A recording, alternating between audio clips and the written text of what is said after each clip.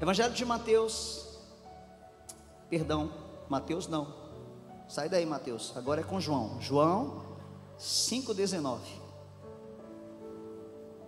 aleluia.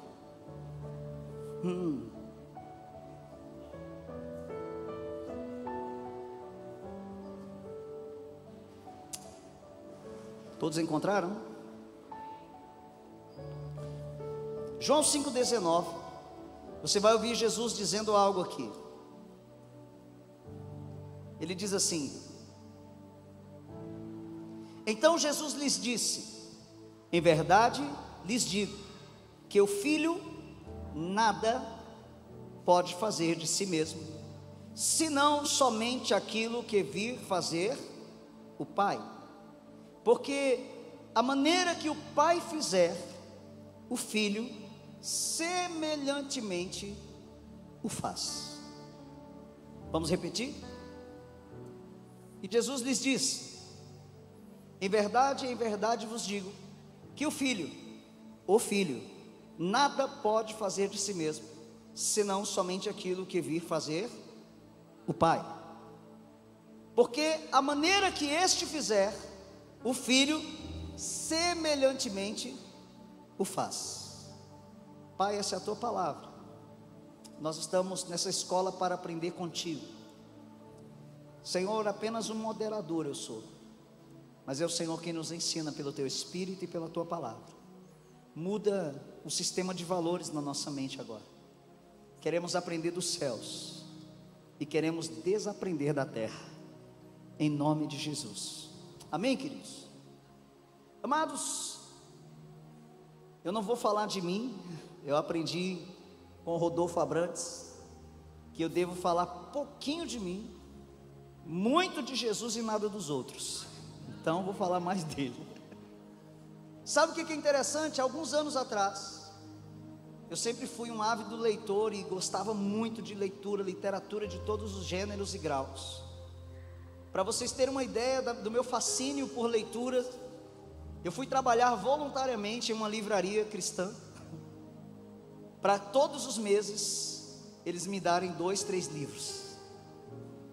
Uma vez eu fiquei devendo livros lá, de tanto que eu comprei, de tanto que eu peguei. Eu disse: não, deixa eu pegar 4, 5, era um fascínio tão grande. Eu montei uma estante linda, que eu fazia fotos nessa estante, eu fazia, nossa, era o meu, uau. Eu gostava de ler, qualquer literatura. E eu lia muitas coisas sobre Jesus, coisas muito boas. Eu lia coisas muito aleatórias. E um dia, uns 6, 7 anos atrás aproximadamente, eu estava realizando uma mudança. Eu estava saindo do sertão do estado do Ceará. Eu sou cearense, sou de Fortaleza. Tem alguém aqui que é de Fortaleza? Não? Tem alguém?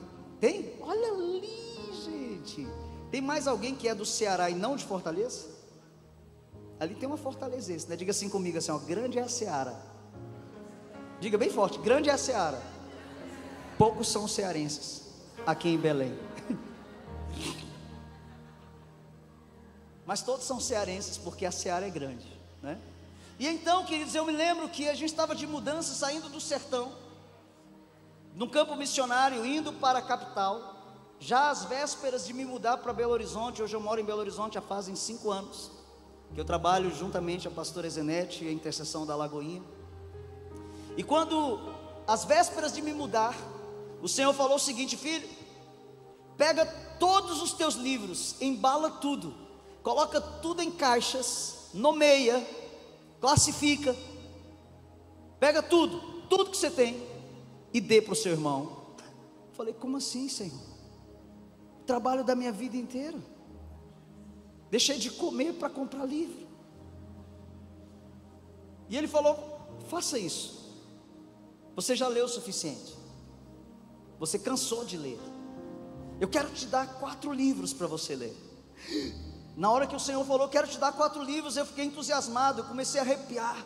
Eu falei: vamos, Deus, que livros são esses? Comecei a embalar. Ele: só vou falar quando você embalar tudo. Chamei minha esposa, chamei meus filhos: vamos embalar, caixa. Comecei a dar as caixas chorando. Tome, meu irmão. As caixas, eu chorava.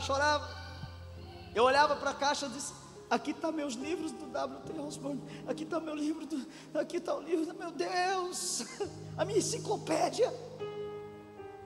Até que o Senhor, quando eu terminei de embalar, o Senhor falou assim: filho, a partir de hoje você vai ler todos os anos e meses, você vai ler Mateus, Marcos, Lucas e João, e Atos. E eu falei: mas Senhor, isso não são livros? Aí ele: quem disse para você? Claro que são. São os livros que relatam a respeito do Evangelho. São os meus feitos na terra. Mas para além dos meus feitos, você vai ver algo diferente. Porque eu já havia feito um propósito com Deus, e eu vinha lendo a Bíblia todos os anos, já era o 8º ano seguido. Mas eu não imaginava que dentro desse livro eu podia encontrar, em cada um dos livros contidos, cartas, em cada uma das declarações, em cada uma das circunstâncias nesse livro, tão precioso.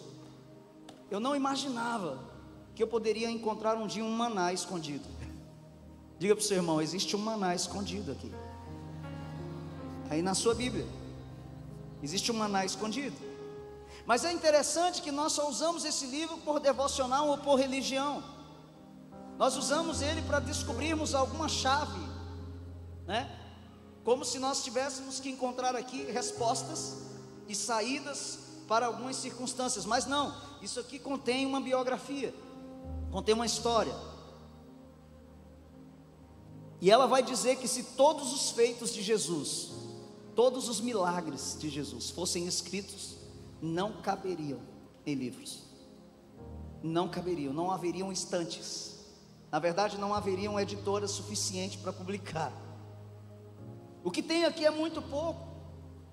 E eu comecei a ler, de uma certa forma até enfadonha, comecei a ler Mateus, Marcos. Aí eu começava a ver de novo, multiplicação maravilhosa, de novo, a travessia, né? Poxa, o gadareno, de novo a mulher samaritana. E um dia eu me surpreendi, quando Jesus pede de beber àquela mulher: olha, me dá de beber. Eu falei: olha, Jesus sentia sede. E a mulher fala assim: mas vem cá, como que você, sendo judeu, pede de beber a mim, que sou mulher samaritana? Abre aspas, abre parênteses, porque os judeus não se dão com os samaritanos. E ele vai dizer algo para aquela mulher muito interessante. Ele diz: se tu conheceras o dom de Deus. De quem Jesus está falando aqui? Já do Espírito Santo. Se tu conheceras o dom de Deus, e aquele que te pede, tu lhe pedirias, e ele te daria água viva. Água viva. Aí a mulher naturalmente vai dizer: mas como que você iria tirar água se você não tem como tirar? E o poço é fundo. Ele diz: olha, se você beber dessa água, aquele que beber dessa água vai voltar a ter sede.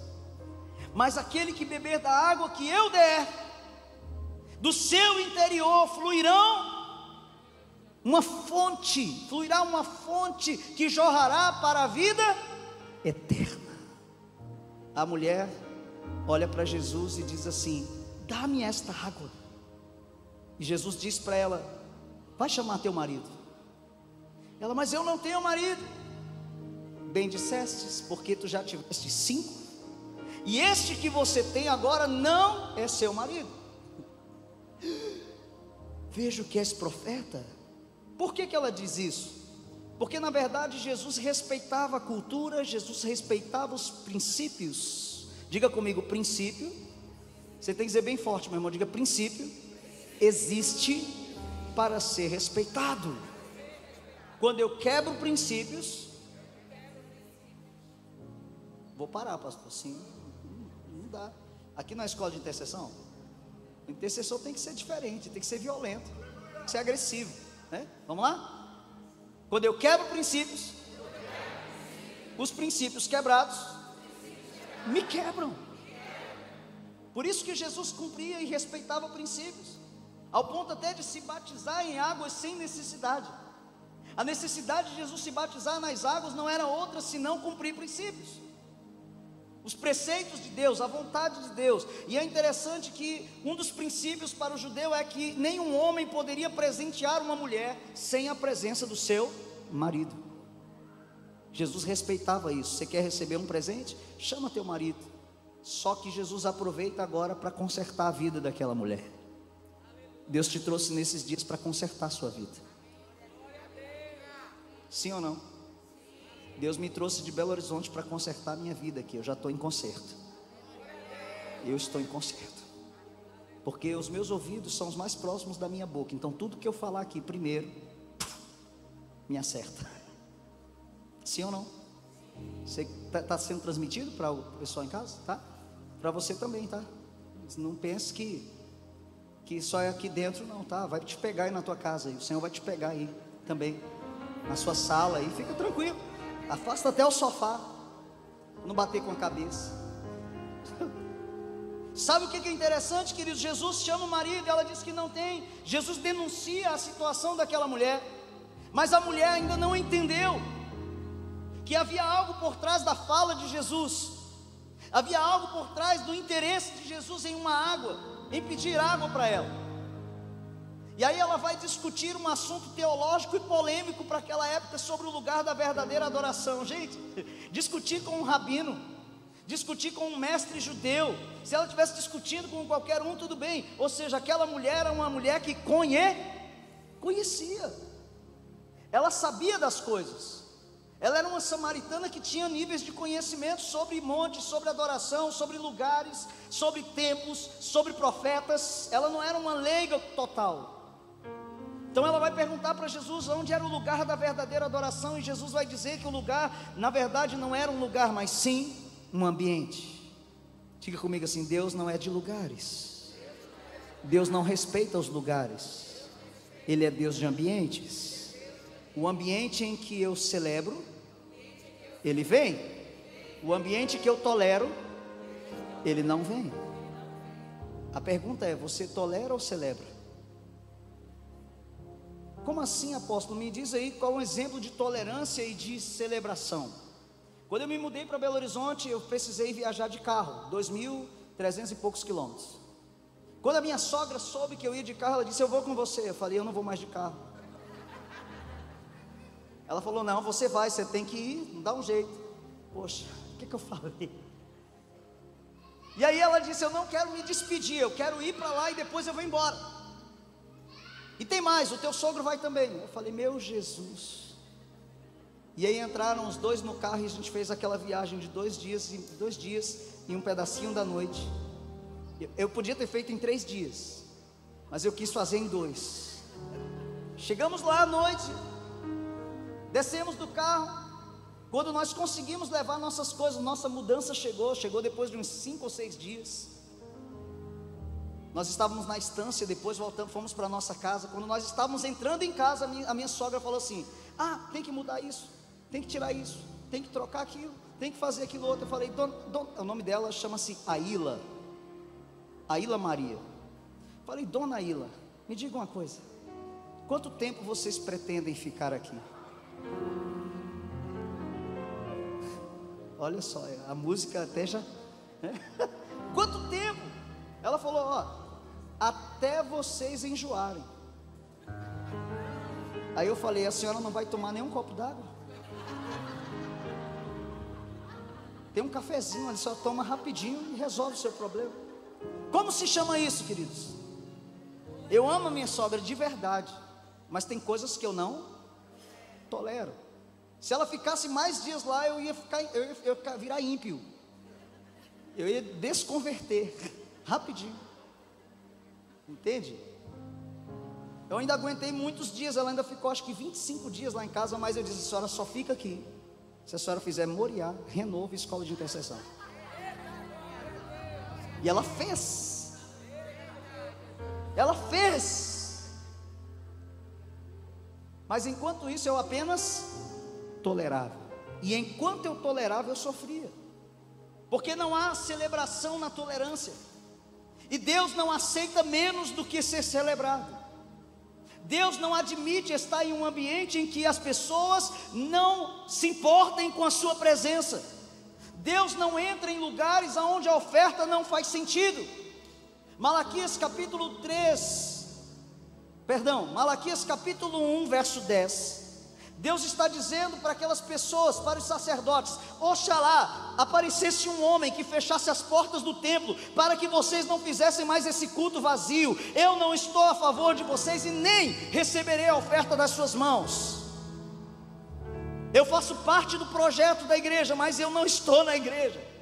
Fecha essas portas. Deus não vem. Olha o que eu vou dizer para você aqui com muito respeito e temor ao Senhor: Deus não vem e nem vai aonde Ele é tolerado. A Bíblia vai denunciar a tolerância a Jezabel. Você diga assim para o seu irmão: você pode até tolerar Jezabel. Diga, você pode até tolerar Jezabel. Se você tolerar Jezabel, Deus vai ser contra você. Sabe o que a Bíblia diz? Se Deus é por nós, quem? E se Deus for contra nós, quem será a nosso favor? Quando é que Deus fica contra nós? Quando nós toleramos Jezabel. Mas Deus, Ele também precisa de celebração. Ele quer ser celebrado, não por vaidade, não é por outra coisa. É a essência da natureza de Deus chegar num lugar e haver festa. A essência da natureza de Deus é chegar num lugar e as pessoas bradarem. A essência, a natureza de Deus é Ele chegar num lugar e Ele ser reverenciado, Ele ser alvo dos nossos louvores e da nossa adoração. Ele não quer ser tolerado na sua vida. Deus hoje na necessidade e não amanhã quando eu sei fazer. Você já percebeu que a nossa capacidade de fazer nos esvazia do lugar da oração, do lugar da adoração, nos esvazia do lugar da palavra? E aí aquela mulher, ela é confrontada por Jesus. Interessante que Jesus vai dizer para ela: olha, não existe um lugar de adoração verdadeira, apesar de que a verdadeira adoração vem dos judeus, porque os judeus conhecem. Então toca aí no seu irmão assim, ó, ei, mas toca com força assim, para acordar do açaí. Diz assim: ei, você conhece Jesus? De verdade? Muito bom. Agora pergunta: e ele te conhece? Porque vai chegar um dia em que ele vai dizer abertamente: não te conheço ou te conheço. Ainda que você diga: Senhor, em teu nome eu fiz isso e aquilo. Não é o fazer que vai fazer Jesus te conhecer, não. É o ser. É a intimidade que nós nutrimos com Ele no nosso dia a dia. Aquela mulher conhecia de tudo, de lei, de profecia, conhecia de tudo, de teologia, mas ela não conhecia Jesus. Jesus vai dizer: os judeus adoram de verdade porque eles conhecem. A salvação vem dos judeus, mas vocês samaritanos também são alvos da graça. E aquela mulher naquele dia foi completamente transformada. Não precisou de muita conversa. Só que aí eu estava lendo isso e termina a história. Termina com a cidade se convertendo, com aquela mulher sendo curada, restaurada. E sabe o que me chama a atenção? Jesus não tomou um copo de água. Ninguém tomou um copo de água naquela conversa. E Jesus começou a conversa com o quê? Dá-me de beber. Você sabe como foi que Jesus teve a sua sede saciada? Quando ele viu aquela cidade inteira se convertendo. Porque ele diz: a minha comida e a minha bebida é fazer a vontade de meu Pai que está no céu. Eu nunca tinha visto isso. Passava assim, ó, e eu dizia: meu Deus. Aí o Senhor falou: filho, eu quero te ensinar uma coisa. Tire os seus olhos, tire a sua atenção das obras, tire a sua atenção das palavras de Jesus e comece a olhar para a causa. Existe uma causa, existe uma razão porque Jesus fazia o que ele fazia. A psicologia diz que criança, menino, criança, aprende mais pelo que vê do que pelo que escuta. Quem já foi criança aqui um dia? Quantas vezes sua mãe precisou falar para você a respeito de um lugar que você não deveria ir e você foi? Até hoje, né? Até hoje, tem gente dizendo: não vai para ali, e você vai. Sim ou não? Quem é pai e mãe aqui? Você já teve a impressão de estar falando com seu filho de 10 anos em grego? Eu já senti vontade de comprar um dicionário de grego, para poder mostrar para o meu filho assim: filho, deixa eu te explicar. Você diz para o menino 10 vezes, 20 vezes, não faz isso, não faz isso. Ele vai lá e faz, parece que é rebeldia, mas não é. Sabe qual é o problema? É porque você diz para o seu filho não fazer uma coisa, mas ele vê você fazendo. Não tem nenhum eita aqui, é porque se fosse mais pentecostal essa igreja, tinha pelo menos um eita, eita. Porque o filho não faz nada de si mesmo. Ele faz o que ele vê quem? O pai e a mãe fazendo. Presta atenção, é muito mais fácil e cômodo para nós, enquanto pais, colocar um filho de joelho de castigo, colocar ele sentado e disciplinar o filho, do que ele te assistir de joelhos orando por ele, do que ele te ver todos os dias com a Bíblia aberta, lendo a palavra. Aí você diz: menino, você tem que ler a Bíblia. Eu tento, mas não consigo. Por quê? Porque a referência que ele tem de leitor não lê. Eu não posso querer que ele faça uma coisa que eu não faço. Jesus disse: o filho não pode fazer nada de si mesmo, senão aquilo que ele vê o pai fazendo. E Jesus, ele não fazia nada sozinho. Jesus, ele precisava ver o pai fazer. Aí eu dizia: mas como é que Jesus via o pai fazer? Você já prestou atenção que tudo que Jesus fazia, antes de fazer, Jesus subia ao monte para orar? Quem já prestou atenção nisso? Fala assim: ele não fazia nada sem orar, queridos. Jesus, cutuca assim, o que não está sendo, era Jesus, tá? Só Jesus. Ele estava na terra, filho de Deus, cheio do Espírito Santo. Mas antes de tomar qualquer decisão, antes de dizer até quem ia andar com ele, como que ele ia fazer, ele subia um monte para orar. Anota algo aí, por favor, se você quiser. E crente que não anota é sinal de que não quer aprender, porque a sua mente vai esquecer isso aqui, entendeu? A mente vai esquecer, eu te garanto. Quando você mais precisar se lembrar de que foi que o pastor disse mesmo, meu Deus, ele estava lá gritando, falando, mas não lembro. Você vai ser lembrado do que você sentiu, mas não vai ser lembrado do que você ouviu. Preste bem atenção no que eu vou dizer para você. Jesus, sempre antes de tomar decisões, de fazer qualquer coisa, ele subia ao monte para orar. E a oração não é lugar apenas para ouvir Deus dizer, é um lugar principalmente para, com os olhos da fé, ver o Pai fazer. Jesus subia para ver Deus fazendo. Jesus orava das 3 da tarde até as 3 da madrugada para receber uma agenda celestial. E engraçado, Jesus pegava a agenda do dia seguinte, e nós queremos fazer o nosso dia seguinte sem nem sequer abrir a nossa agenda. Nós queremos fazer as coisas do dia seguinte sem planejar. Eu não falo nem tanto de ouvir a voz de Deus ou de ver o Pai fazer como Jesus fazia, mas a gente nem sequer vai na palavra, consulta a Deus: Deus, eu devo ou não fazer isso? E intercessão, querido, tem a ver com ouvir Deus falar e ver Deus fazer. Intercessão tem a ver com referência. Jesus é o nosso intercessor. Por isso que ele disse: ele diz assim: sejam santos como eu sou santo. Sejam santos como o vosso Pai Celestial é santo. Queridos, até para escolher os seus discípulos, Jesus investiu muito tempo de oração. Você sabe qual é a maior decepção do ser humano? É ele se relacionar com pessoas que Deus não quer que ele se relacione. Os eitas estão começando a surgir. Tipo assim: pastor, meu casamento está terrível. Você orou? Não orei. Agora aguenta. Agora ora agora, para você poder saber lidar com o seu casamento. Você vai precisar crescer, filho. Crescer. Diga para o seu irmãozinho aí, querido: você está na hora de crescer, irmão. É hora de amadurecer, crescer. Sabe por quê?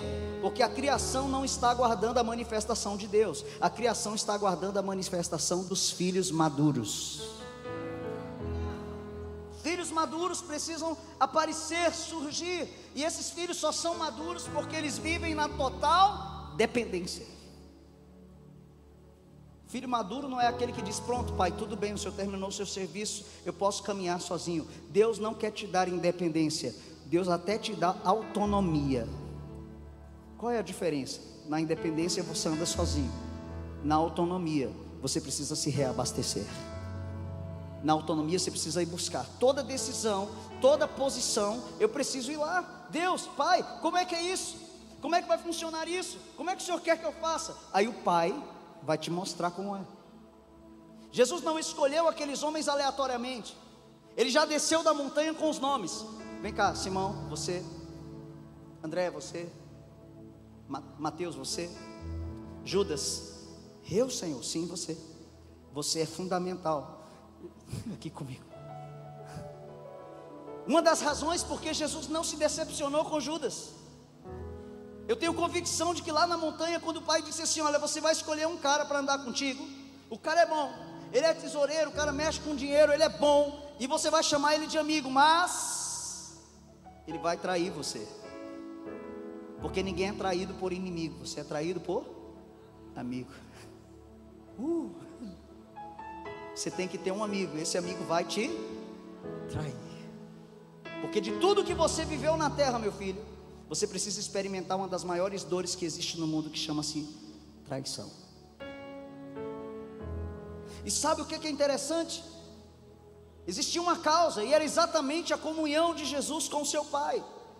E existem alguns pontos aqui que nós precisamos observar, queridos. Primeiro, o principal ponto, que é: o filho nada pode fazer de si mesmo. Toca no seu irmão de novo e diz: ei, larga de ser independente. Independência é morte. Você sabe que o Brasil caminha debaixo de uma maldição terrível.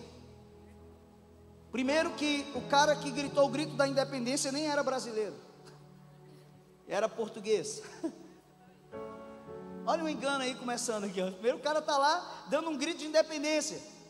Independência ou morte. Até hoje os brasileiros gritam isso. Mas a Bíblia vai dizer, a nossa Constituição vai dizer que a independência produz morte. Toda independência traz morte. Nós precisamos ser eternamente dependentes dele. Eu falei para vocês que eu tinha 3 filhos, né? É bem verdade que eu queria ter 12. Eu contei a história para a pastora, em outra ocasião eu conto. Eu queria ter 12. Aprove ao Senhor me dar apenas 3, por decisão da minha esposa.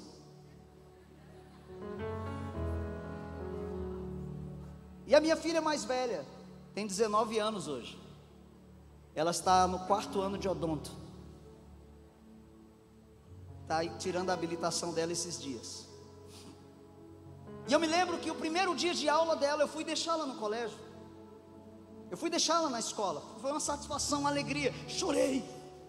Ela dizia: pode ir, papai. E eu chorando: não, deixa minha filha no colégio. Foi o contrário, as professoras: calma, ela vai ficar bem. Eu vou ficar bem, papai. Não, meu filho, meu Deus do céu. Chorei em deixar minha filha lá. Na hora do recreio eu fui lá. Ela está lanchando, deixa eu ver. Veio o jardim, aqueles primeiros anos, eu deixava ela no colégio, buscava, pegava na mão, ela vinha toda alegre, ela não conseguia andar direito, ela só andava pulando. Não podia ver um quadrado que queria fazer amarelinha, e eu tinha que pular com ela. Gente, isso era maravilhoso, era bom. E eu dizia para ela assim: olha, eu vou te levar não só para o colégio, eu vou te levar para o colégio, vou te levar para a faculdade, vou te levar para o trabalho, eu vou te levar para o casamento, eu vou te levar para onde você tiver que ir. Eu sou seu pai. E aí eu levava. Mas chegou um dia, ela completou 12 anos de idade. E nesse dia eu fui buscá-la no colégio. Pai, não pega na minha mão não. Eu falei: o que foi, filha? Não, pai, só fica um pouquinho longe. Eu falei: mas o que foi? E eu criei um hábito que, assim, como era menina e o meu sogro disse: trabalhou para os outros, eu falei: de jeito nenhum, trabalhei para os outros não. Ela vai trazer mais um filho para mim depois, não vai? E aí eu criei um hábito de todo dia dos namorados, quando tinha alguma comemoração, eu dava flores e chocolate para ela. Você acredita que um cara foi dar para ela chocolate, batom garoto? Deu um batom garoto e uma papoula, uma flor, papoula. Quando o cara foi dar para ela, ela disse assim: ó, você vai ter que fazer melhor do que isso. Meu pai me dá flor todo ano e chocolate, e é uma barra assim. O cara ficou todo errado. O cara ficou errado, não tinha nem cara para voltar. Só que nesse dia ela falou: pai, eu estou com vergonha do Senhor. Irmãos, aquilo foi um nocaute, assim, ó. Eu fiquei, você está com vergonha do papai, por quê? Não, porque os meus colegas vão ver o Senhor aqui. Gente, foi assim mesmo. Na hora escureceu, ficou cinza, o céu fechou de bronze assim. Eu disse, meu Deus. E o pai falou assim, filho, a canção Quero Ser Como Criança do David é a maior realidade que existe hoje no meio do meu povo. A vontade de crescer, de tornar-se independente, está no coração dos meus filhos. E enquanto eles são incapazes, eles seguram nas minhas mãos. Mas quando eles se acham capazes de alguma coisa, eles soltam e têm vergonha de mim.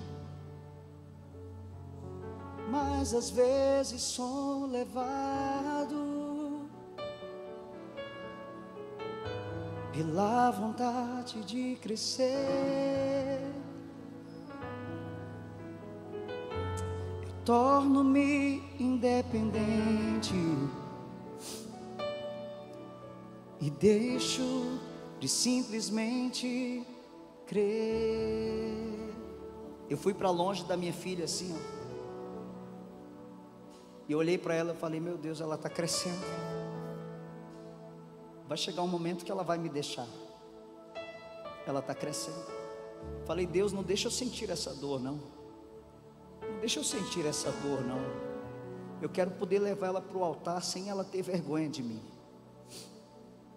Aí eu cheguei em casa e perguntei, filha, é o meu jeito de vestir? É o meu jeito de segurar você? O que é que você tem vergonha de mim? Eu só tenho vergonha. Eu tenho vergonha porque os meus colegas não têm pai com eles lá. Olha aí. Os meus colegas, os pais não levam eles para o colégio. E quando eles veem o Senhor, eles ficam tristes. Porque eles dizem, o pai dela traz ela para o colégio e o nosso não. E o Senhor bradou no meu coração, orfandade, prodigalidade, bastardia, ausência de pais presentes faz filhos independentes. E esses filhos não produzem. Esses filhos não conseguem avançar. Eles ficam sem destino, sem propósito. Até para pedir a Deus alguma coisa é difícil, porque eles sentem-se não merecedores daquilo. E eu falei, filha, vamos fazer o seguinte então, para não deixar seus amigos constrangidos, eu vou deixar você um pouco mais distante, você pode seguir. Mas para minha surpresa, a primeira vez que eu deixei ela longe, e ela precisou ir sozinha, ela começou a ir toda faceira. De repente ela olhou para trás, olhou para frente, falou assim, vem pai, vem. Ela não conseguiu andar sozinha. E até hoje, com 19 anos, pai, o senhor me leva na faculdade? Filha, você pensa em casar? O que é que você... Agora não, pai, eu estou satisfeita com o Senhor. Eu tenho tudo que eu preciso. O Senhor me mostra o caminho, o Senhor me mostra como fazer. E por mais imperfeito que eu seja, ela diz, eu quero ser como você lá na frente. Sabe, Cristo, Jesus, ele chamava a Deus de Abba. Você pode levantar suas mãos e dizer assim, Abba. Não, você vai dizer mais forte, diga, Abba. Essa expressão, ela não tem um significado propriamente dito, mas Jesus chamava porque ele dizia papaizinho. E a Bíblia vai dizer que o Espírito que ele fez habitar em nós não é um espírito de covardia, não é um espírito de medo, mas é um espírito de ousadia, de moderação, de amor, e um espírito que clama dentro de nós, Abba Pai. Eu não chamo ele de pai porque eu sinto, eu chamo ele de pai pelo Espírito. não. Levante as suas mãos assim, vamos tolerar, não vamos celebrar. Levante as suas mãos assim, adoro. Diga, Abba Pai, pelo Espírito clamamos, Abba Pai, pelo Espírito clamamos, Abba Pai. Mostra-me o que fazer. Mas não só mostra o que fazer, mas mostra como. Me mostra como. Queridos, depois que eu comecei a ler esses evangelhos e entender a comunhão de Jesus com Abba, a minha vida mudou. Eu falei para vocês que eu tinha uma agenda para Angra. Quando o pastor Max me manda a mensagem, o Espírito Santo fala: eu quero você em Belém. Eu falei: mas Senhor, eu marquei uma agenda lá em Angra. Ele falou: eu não mandei você marcar, desmarca. Lá em Angra não vai fluir, lá em Angra não vai render para você. Eu já preparei os de Angra. Eu quero você em Belém, porque coisa boa vai sair de Belém. Coisa boa vai sair de Belém. Coisa boa vai sair de Belém. Eu tenho os meus em Belém. Eu tenho os escolhidos em Belém. Belém vai ser um farol para a nação brasileira. E você ouve isso sentado? Você ouve isso parado? Eu estou dizendo que Belém será um farol na nação brasileira, será um lugar de referência na adoração, na intercessão, será um lugar onde vai fluir vida de Deus. Pode sentar. Eu estou só te treinando. Eu estou apenas te treinando. Tem alguém aqui que veio de fora morar em Belém? Quem veio de fora morar em Belém aqui? Levante a mão. Sabe que você não veio para cá em vão. Você não veio para cá sem motivo. Há uma razão para você estar aqui. Belém é lugar de sinais. É lugar de atrair reis. Belém é onde nasce salvação.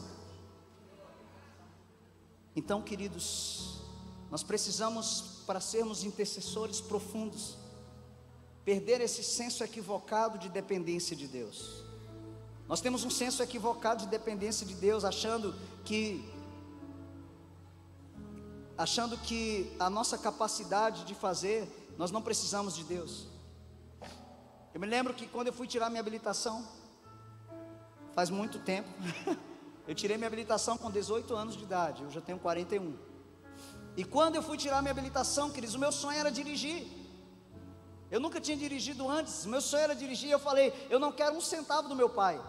E para ganhar dinheiro eu fui capinar calçamento, fui limpar casas, para poder conseguir o dinheiro para isso. Consegui juntar o dinheiro, paguei minha habilitação e disse: não precisei do meu pai para pagar isso. Eu posso ganhar dinheiro, eu sei produzir, dinheiro, eu tenho força. E comecei a fazer, paguei a autoescola.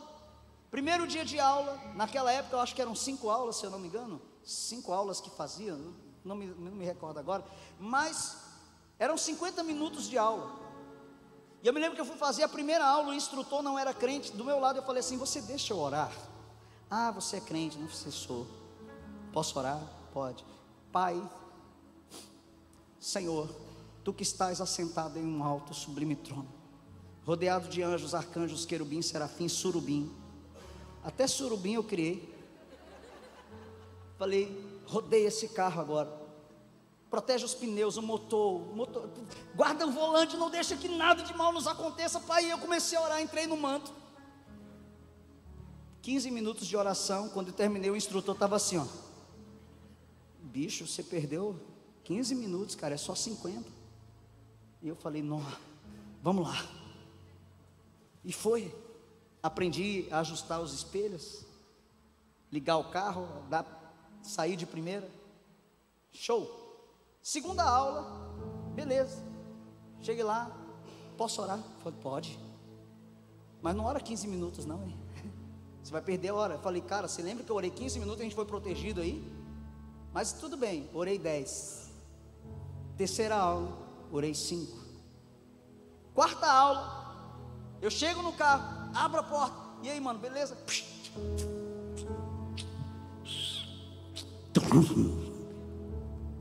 E ele olhou para mim assim: você não vai orar hoje? O capeta acusando. Você não vai orar hoje? Eu falei: eita. Na hora, o Espírito falou: é, né, filho? Você sabe, você está garantido, né? Maldito é o homem que confia no homem e faz do seu braço mortal a sua força. E o Senhor falou: se o Senhor não edificar a casa, diga comigo assim, ó: se o Senhor não edificar a casa, em vão trabalham os que ela edificam. Se o Senhor não guardar a cidade, em vão vigia a sentinela. Agora essa aqui eu quero que você diga mais forte comigo. Diga assim: será inútil. Não, você precisa dizer mais forte, irmão. Você está, antes vai precisar tomar uma açaí aqui quando terminar. Diga assim: será inútil. Inútil dormir tarde, acordar cedo, trabalhar feito um escravo, para comer o duro pão de cada dia, se aos seus amados Ele dá enquanto dormem. Ou seja, se não for o Senhor fazendo, em vão é o que você está fazendo. É inútil, é inútil. Por isso que talvez você está tão cansado. Por isso que talvez tudo que você quer é férias, férias, férias, férias, férias. As férias mal terminadas, você já quer férias de novo. Cara, eu quero férias para descansar das férias aqui.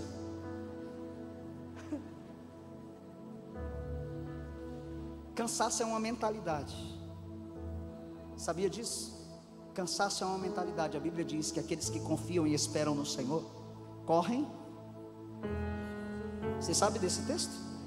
Corre, corre,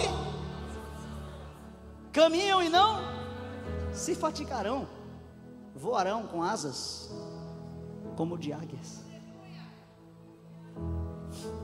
Alguém aqui já teve o privilégio de estar dormindo e quando acordar está preparada a sua refeição predileta? Quem já teve assim, ó? Ou encontrar um presente debaixo da cama? Eu prego sobre paternidade lá na instância. Primeiro dia de Moriá, o Senhor me deu esse presente, falar sobre paternidade. E eu disse: Deus, todas as vezes que eu for ministrar sobre paternidade, eu vou acordar de madrugada, eu vou fazer a refeição predileta dos meus filhos e ainda vou fazer uma sobremesa, porque eu quero que eles saibam que enquanto eles estão dormindo, o papai cuida. O papai cuida. Eu vim aqui nessa tarde, eu tinha outra palavra para dar, mas o Senhor mudou tudo. Eu quero te dizer que o papai cuida de você. Que pena que você não acredita. Vou repetir: o papai cuida. Ele cuida. E Ele cuida dos detalhes. Ele cuida dos detalhes. Você é um detalhe que Deus cuidou aqui hoje. Eu disse: Deus, como é que eu vou fazer o louvor ali? Não é todo mundo que consegue ir atrás de mim. Eu sou maluco aqui. Aí o Senhor tem que colocar alguém que tem história. O Senhor diz que Ele não esquece da sua história. Ele sabe exatamente o que você fez, o que você passou.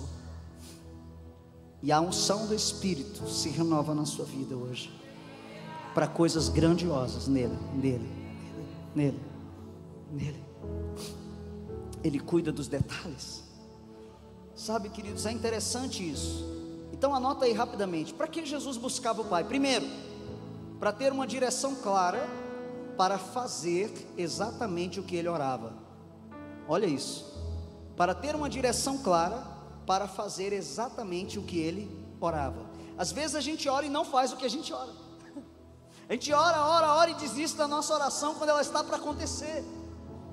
Não desista daquilo que você tem orado. Não desista daquilo que você tem orado. Você está orando para ter um filho? Continua orando até que. Você está orando pelo seu casamento? Continua orando até que. Você está orando para a glória de Deus descer sobre a sua vida? Continue orando até que a glória de Deus desça. Continue orando até que o avivamento na sua vida aconteça. Continue orando até que o poder de Deus se estabeleça na sua vida. Esse é o propósito da oração: orar até que aconteça. Não aborte os planos de Deus na sua vida. Não aborte. Interessante que as pessoas dizem, né, que eu preciso orar e agir. Eu quero dizer para você que a ação não está separada da oração, não. Quando você está orando, você já está agindo. E quando você age, é a sua oração em público.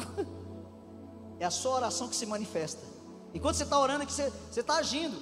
As coisas estão acontecendo, você dobra o joelho. Você acha que isso não é uma ação? Deus, eu não sei o que fazer. Deus, eu não estou sentindo agora como é que eu devo acontecer, como é que eu devo me mover. Aí o Espírito de Deus diz: deixa que eu faço.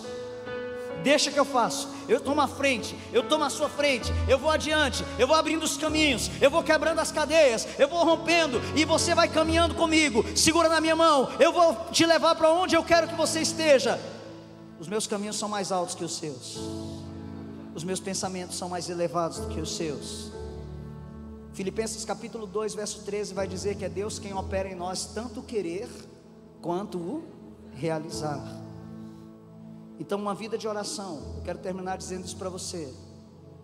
Diga para o seu irmão assim: uma vida de oração é uma vida preparada constantemente para as tempestades da vida. E eu preciso orar para me manter no propósito de Deus. Que existe um propósito, você já sabe, mas eu preciso orar para me manter nele. Uma vez um amigo disse para mim assim: o difícil não é você entrar na faculdade, é você sair dela. Você permanecer é o desafio. Entrar em qualquer situação é muito fácil, permanecer é que é o difícil. Insistir naquilo que Deus se entregou nas suas mãos é que é o difícil. A vida de oração nos mantém nas coisas predestinadas por Deus na nossa vida. A vida de oração e de intercessão nos mantém nas coisas predestinadas por Deus na nossa vida. Então, para a gente fechar, diga comigo assim, ó. Não, comigo não, diga para o seu irmão, diga: para fazer o que Jesus fazia, viver como Jesus vivia, você precisa buscar o que Jesus buscava. E o que é que Jesus buscava? O Pai. Ele buscava o Pai. E quanto mais ele buscava o Pai, mais ele era apontado para o destino. Como um pai apostólico nessa tarde, eu vim aqui te apontar para um destino. Saiba de uma coisa: filhos são flechas. Enquanto a flecha está sendo treinada, ela volta para você. Mas quando ela entra na guerra, ela não volta mais. Ela cumpre destino. Aí você diz: não, mas espera aí, e se ela errar o alvo? A missão da flecha não é acertar o alvo. Acertar o alvo é a missão de quem lança, do flecheiro.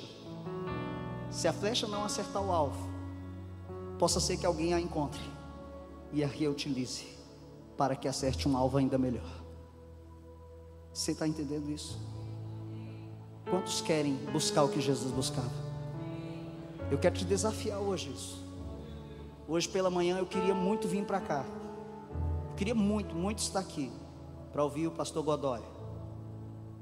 Mas o Espírito Santo falou assim: não, fica comigo. Eu quero te mostrar umas coisas aqui. Eu estou tirando o meu povo de Belém da orfandade. A prostituição em Belém vai se acabar. A perversão em Belém vai acabar. Você crê nisso? Ou não crê? A paternidade de Deus se estabelece sobre Belém. Deus levanta aqui nessa hora, aqui, pais e mães espirituais.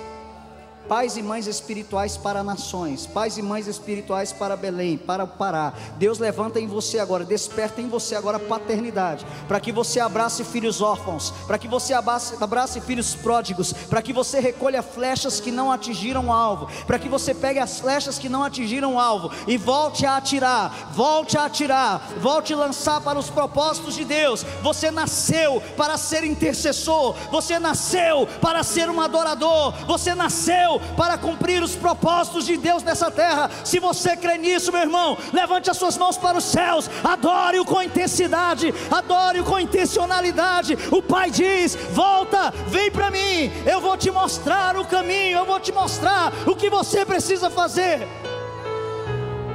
Ei, vou lançar um desafio maior agora. Você levantou as mãos, mas eu quero lançar um desafio maior.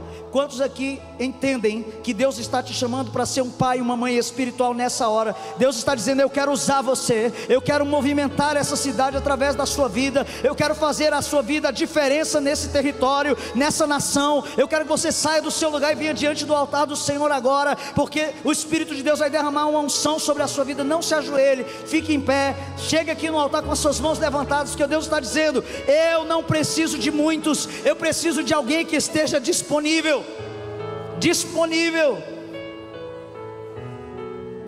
Isso, venha.